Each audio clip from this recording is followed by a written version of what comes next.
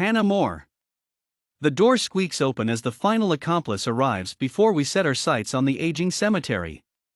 Two of us nod, I stand straight, and swallow my pride. Ave Gale, how lovely it is that you could join us tonight. I stammer. Gertrude, we do this every year, you don't have to address me like that. Ave Gale calmly replies. I shake my head, thoughts racing and bouncing around within the confines of my skull.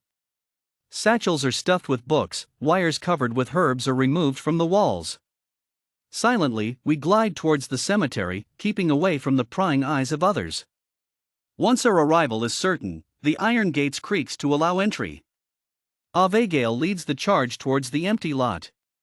Like sheep, the rest of us creep behind her, not wanting to disrupt the strained silence. As the trees of the empty lot welcome us, we obtain comfort in preparation for the annual ceremony. The outermost robes are removed, satchels are emptied and adjusted, and stumps are dusted off for seating. Every year, on Samhain night, the coven known as the Black-Feathered Angels, my coven, gather to honor our ancestry. Other citizens of Timpton City rumor that we curse our enemies and dine on the limbs of deceased youth. Most sayings surrounding our deeds are shams, with little evidence in support of the claims.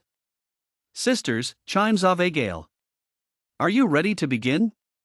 6 weary voices chirp responses of varying degrees of readiness. Passing over every member's face, I notice slight differences in the faces. My stomach tightens, warning me of a traitor not yet revealed. I hold my tongue, knowing that irritation arises from false accusations. Ave Gale finishes her task before facing the middle of the circle. Darling sisters, Ave Gale muses. My intuition is telling me there is a traitor in our midst. I wasn't the only one that felt their presence then. Sister Ave Gale, who do you think it may be? Questioned Sarah. Not I, Sister Ave Gale, shouted Leslie, defending herself from a statement not yet spoken. Utter madness ensues, and once allies rush to each other's throats. Enough, screeches Ave Gale. No one has accused another of betrayal. If you could calm down, we can figure everything out. Seats are filled, the air has thickened with strict tension. Ave Gale glances over every face, as I did, before settling in her stump. Ave Gale, I whimper, what process do you suspect should be taken? What do you suggest? Ave Gale ponders. With certainty, I respond, I suggest due process. No one is guilty until proven so. Ave Gale nods, taking consideration of every word. She grasps her book of shadows, flipping through the pages until arriving at the page of choice. Sister Ave Gale, Sarah starts. What are you searching for? An answer, responds Ave Gale. There may be a spell that can help find who we're looking for. Glances are exchanged, suspicions arising as the moments tick by. After a few moments of reading, Ave Gale looks back from her book of shadows. Slamming the book shut, Ave Gale shouts, which one of you is the imposter?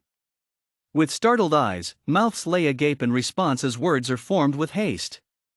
Sarah stands, Ave Gale, I'm the traitor. A burst of light swallows Sarah, and in her place stands a devious fairy. A shriek of laughter erupts from the fairy as they scurry off to join the rest of the group before their hunt. The rest of the coven and I scramble towards my home, terrified of the rest of the fae hunting us down. With 4 more fairies hot on my heels, I shove the rest of the coven inside before slamming the door shut behind me. We regain our breath and struggle to figure out what to say. Gertrude, did you get hurt? Asks Leslie. I'm all right, I stammer. Just a little shaken up. We gather our chairs, not knowing what to do next. I remove my book of shadows from my satchel, wanting to figure out why Ave Gale didn't just use the honesty spell we learned in England. Flipping through the pages, pausing to read notes and other details, I eventually reach the page on the fae.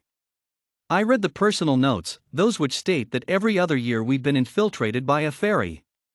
Could we have been hexed by another coven? I ponder aloud.